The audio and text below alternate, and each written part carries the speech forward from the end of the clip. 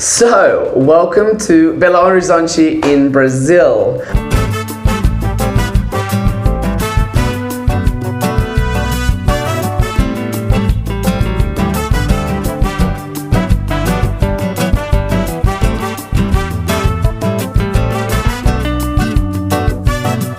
After arriving in the country that I have grown to love, it was time to leave Bolivia. I'll miss you, Ramada, and your beautiful, smelly streets.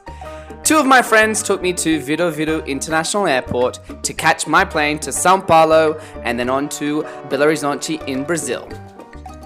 There seem to be a lot of people wanting to get out of Bolivia this early in the morning. Hey guys, so I am sitting at the airport waiting for my flight to São Paulo, and I went through here in Bolivia, flying from Bolivia to São Paulo today during COVID. I didn't have any problems coming through necessarily. The lady at the desk asked me about my return ticket, my ticket out of Brazil, which I don't have. So I'm a little bit nervous about that when I get to Brazil, but I've been to Brazil before without a return ticket, so I'm not too stressed about that, so to speak. As far as security goes, there's not many people here. More people are flying domestically rather than internationally. I think there's two flights, one to São Paulo and the other to Buenos Aires.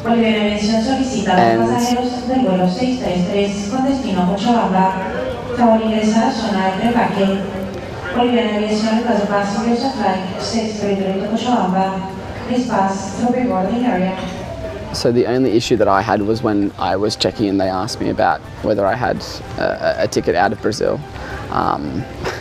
So yeah, I'm a little bit nervous about that, but well, that's okay, no problem. But as I said, I'm flying to São Paulo. The restrictions for COVID, I don't think there are many. I don't have health insurance at the moment, and I don't have a ticket out, so I guess I'm kind of like risking a little bit, but I think the good thing is I still have a Bolivian visa, so that will give them an excuse to let me in for a little bit. And once I get to São Paulo, I have 5 hours there, and then I head on to Belo Horizonte. So I will keep you updated and show you what the journey is like, flying into Brazil during COVID.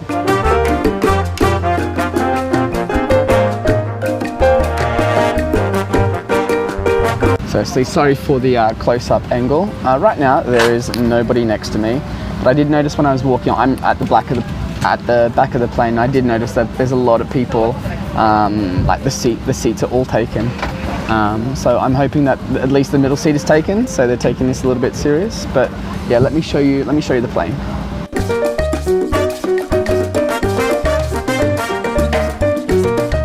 En caso de evacuación, las salidas de emergencia están ubicadas 2 adelante, 4 al centro y 2 atrás. Todas las salidas están marcadas con las... And what is good is the airport staff are taking this seriously. They're saying to people, maintain social distance, whatever. But you know what people are like. It's difficult for them to maintain the distance.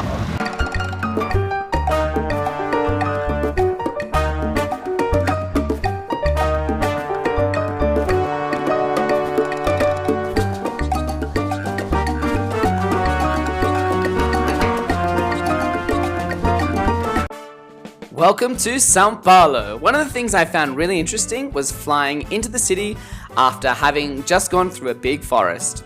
One striking feature of São Paulo is the high-rises and small buildings. And here we are, landing in the biggest city in South America.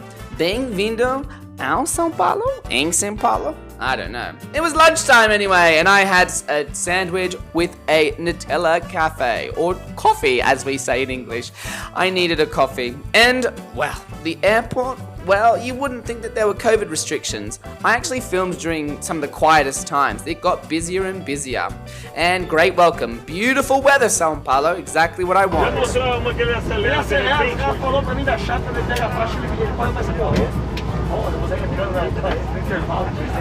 I am finally here.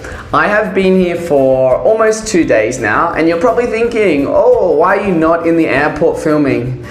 Well, It was super overwhelming when I arrived in Sao Paulo. I got to immigration and the lady just started speaking, just saying words, and she was like, "Cuántos días?" Like, how long are you going to stay here for? How long are you going to stay here for?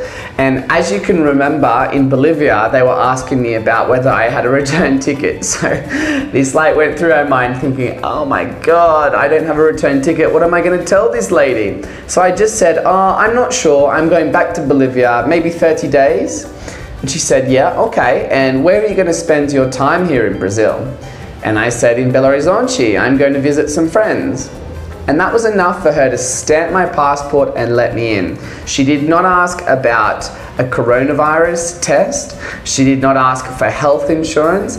And I did not need a return ticket. So if you read things on Facebook, which people say you need all of those things to come to Brazil at the moment, well, I didn't need any of them and I got through okay.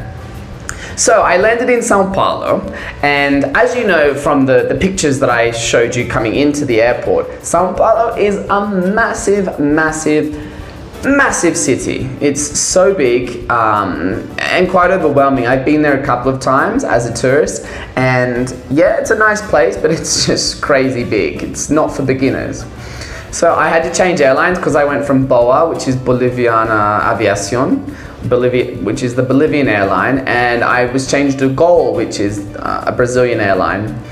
So I had to obviously go through immigration, get my bags, leave the duty-free section, and then find the check-in for GOL. So yeah, after a while of wandering around, you know, following the wrong signs and this, that, and that, I walked for about 20 minutes and I found the check-in for GOL. And I went to the first guy, I said, hey, I have a flight to Belo Horizonte, can I check in here? He's like, no, you need to go up here. So I walked to a different section and I said, hey, I have a reservation, I have a flight to Belo Horizonte, can I check in here? And he's like, no, you need to go here. So there's different parts of GOL. There's parts for premium, there's parts to check in by yourself, and then there's parts just normal check-in at the desk. So I went to the normal check-in, then I went to the premium, which I bought because I had to get 2 big bags, and then I went up to like the self-serve check-in, and people kept telling me different ways to go. So then I went back to the first guy and I was like, dude, you need to come with me. This guy's telling me to go here, go there, go there. And anyway, I got him to come with me. I got through the premium section, I checked in my 2 bags, and then I went and had some lunch. As you can see in the video right now, I had a sandwich and I had a Nutella coffee. I felt I was almost going to have a beer, but after like wandering around the airport I was literally wandering around for an hour trying to find the place to check in, I thought that I deserved a Nutella coffee. And the beer just, you know, it didn't sit right. So when I felt so tired. So yeah, I gave myself 5 hours in Sao Paulo because I knew it was going to be a little bit of a, I wasn't quite sure about how long immigration would take, and immigration took less than 10 minutes, and I wasn't sure how long it would take me to like find the check-in area, and that was probably the longest and hardest part. It probably took half an hour wandering around the airport trying to find the check-in desk. So then once I got through security, I had like 3 hours to wait. And probably too long, but that's fine. It gave me a chance to have lunch. It gave me a chance to wander around, charge my phone, and just do normal airport stuff, right?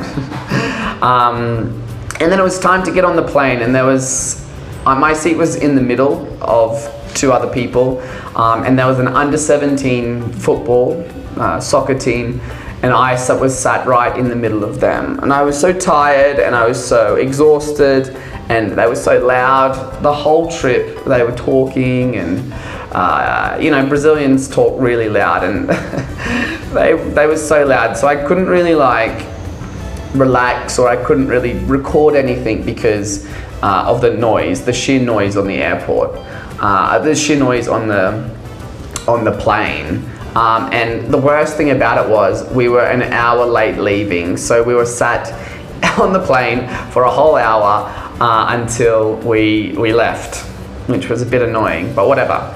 And the flight to Belo Horizonte was an hour, and my friend met me at the airport, and then we came to my new house, which is good. I might do a house tour for my next video, and yeah, it's really handy. I have a supermarket over here, and everything is quite close. The area is quite nice. I will say my first impressions arriving here in Belo Horizonte, I noticed that a lot of people live on the streets.